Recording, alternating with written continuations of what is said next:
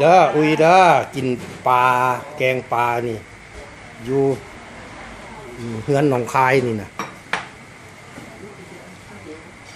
เจลปลาพร้อมบักแซ่บๆนี่นะ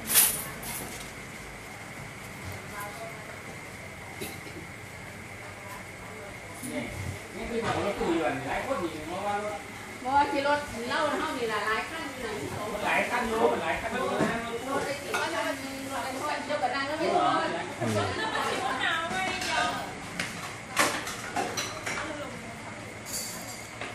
ฟังม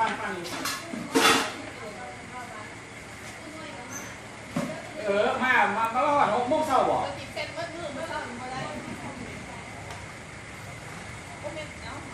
แต่ยังประมาณ8 โมงจ้ะ8 โมงได้อยู่บ่เอาเป็นยังไงสิหายเราล่ะต้องพูดอะไร